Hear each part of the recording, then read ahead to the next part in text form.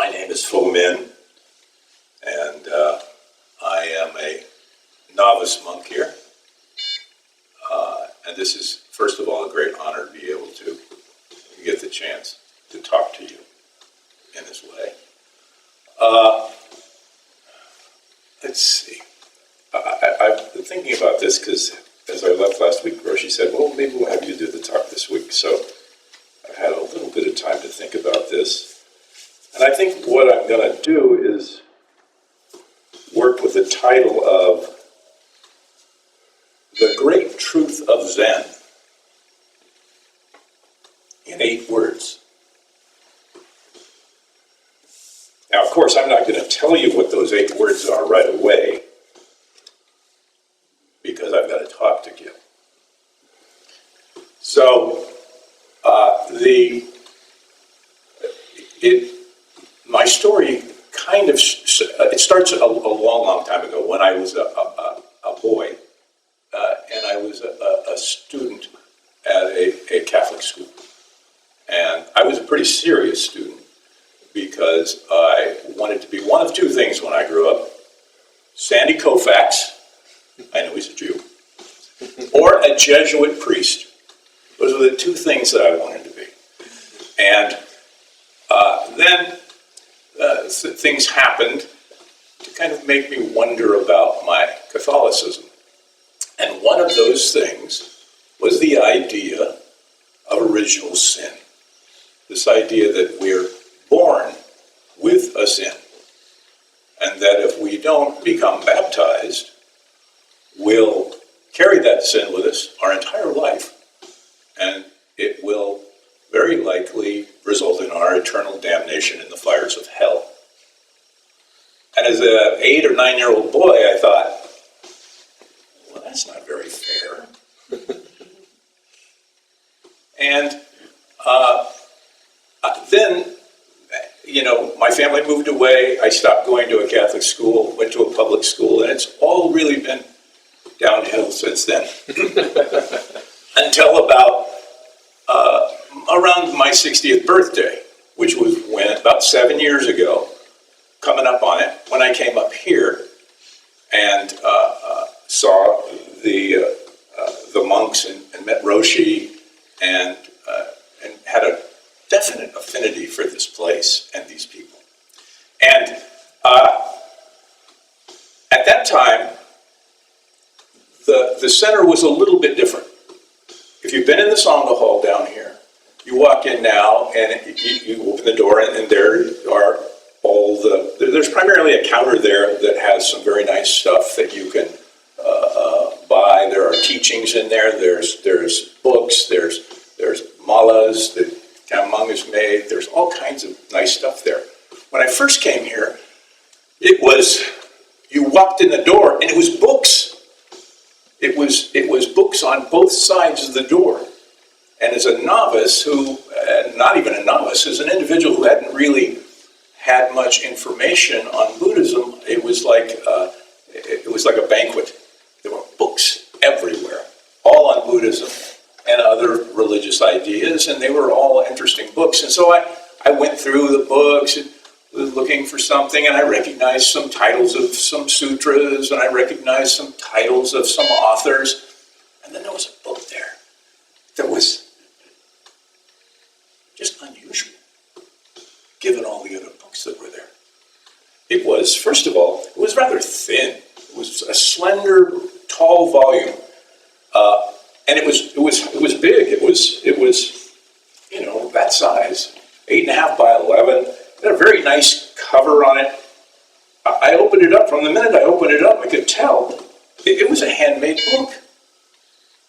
Someone had made this book. I opened it, started to look at, just figure out what it was. It was a little unusual because one of the things I could tell that it was handmade was that the pages were Xeroxed. So the pages were small, about the size of that book here, and they were floated like this bodhisattva in the center of the page. Okay. So I read it, and I read a poem that was in that book written by Hakuin, who is a a 18th century Rinzai Zen master, a poet, artist. I read this poem, and it was a remarkable poem. I had to have the book. I just had to have it. I asked Roshi, can I take this book? And Roshi said, oh, sure, go ahead. Just bring it back. Because he'd probably only seen me once or twice, and I looked pretty flaky back then. And he said, yeah, sure, take it, just bring it back. Just make sure you bring it back. And I took it home and started reading it, and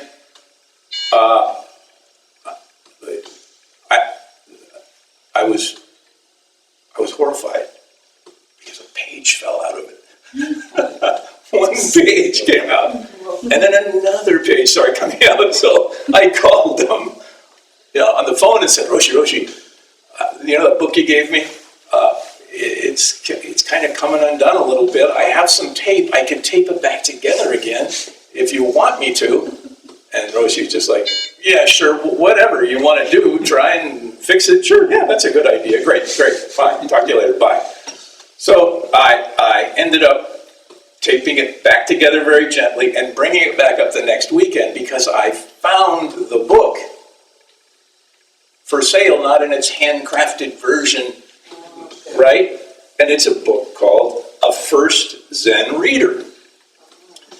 And it was written in the 60s by a guy who Trevor Leggett, who was a Brit who went to Japan and sat in on a couple of sequence of dharma talks and lectures by a Zen teacher who was basically 2/3 of the book is the poem and this Roshi's line-by-line analysis of the poem.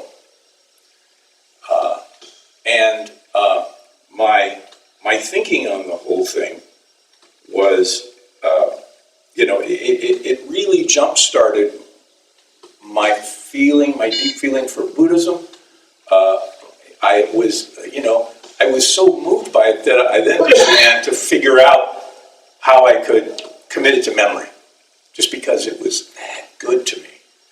And I began to, I would go on a walk at a lunchtime in Huntington Beach where I worked at the time, and I would just run through the poem again and again and again until I had it to where I was committed to memory. And another thing I did with it that was kind of, I think, interesting and impactful to my practice was that I would then incorporate lines of it as I memorized it and use it as a bit of a starting point or an intention in my meditation. And it was nice. It was a nice way to kind of dive into the depth of the poem and kind of in effect see it for its great depth and its great lyricism and its explanation of key Buddhist ideas.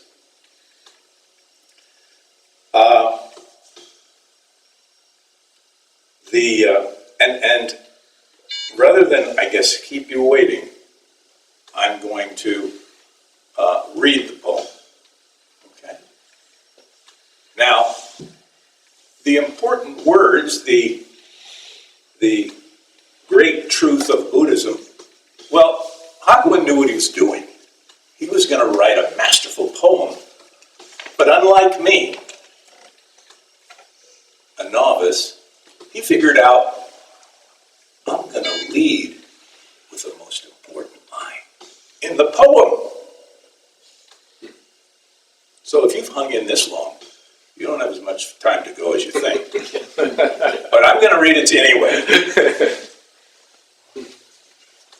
And the other interesting thing about this poem, just to give it one last shot here, is this poem is incorporated. And if you've been here and you're a regular here, you know the lyrics and the idea behind this poem, because this poem, Roshi And Tianan put together a translation of this poem that is a chant that we do here. It's in the chant book. They've adapted it, and it's different because it's a chant, and this is different because it's a poem. But they both, I think, do a great job of giving us some insight into the ideas that are important in Buddhism.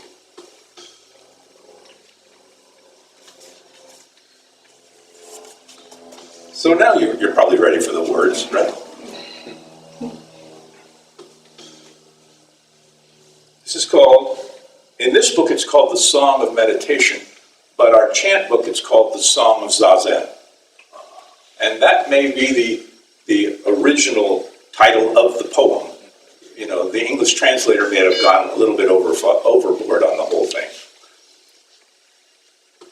All beings are from the very beginning Buddhas. Now, I just need to stop for 1 minute there because that was incredibly powerful for a Catholic kid who thought, original sin, that doesn't seem very fair. Why would God set that kind of thing up? But when I read those words, I was amazed. All beings are from the very beginning Buddha. It is like water and ice. Apart from water, no ice. Outside living beings, no Buddhas. Not knowing it is near, they seek it afar. What a pity. It is like one in the water who cries out for thirst. It is like the child of a rich house who has strayed away among the poor. The cause of our circling through the 6 worlds is that we are on the dark path of ignorance. Dark path upon dark path, treading. When shall we escape from birth and death? The Zen Meditation of the Mahayana is beyond all our praise. Giving and morality and the other perfections, taking of the name, repentance, discipline, and the many other right actions, all come back to the practice of meditation. By the merit of a single sitting, he destroys innumerable accumulated sins. How should there be wrong paths for him? The Pure Land Paradise is not far.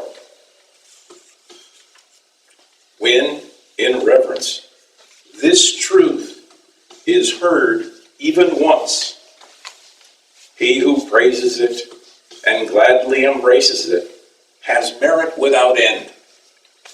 How much more he who turns in within and confirms directly his own nature, that his own nature is no nature. Such has transcended vain words. The gate opens, and cause and effect are one. Straight runs the way, not 2, not 3. Taking as form the form of no form, going or returning, he is ever at home. Taking as thought, the thought of no thought, singing and dancing, all is the voice of truth. Wide is the heaven of boundless samadhi, radiant the full moon of the fourfold wisdom. What remains to be sought? Nirvana is clear before him. This very place, the lotus paradise, this very body,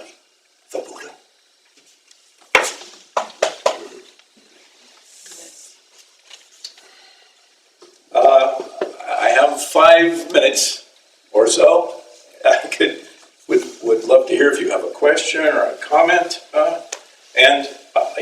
I forgot to ring the bell.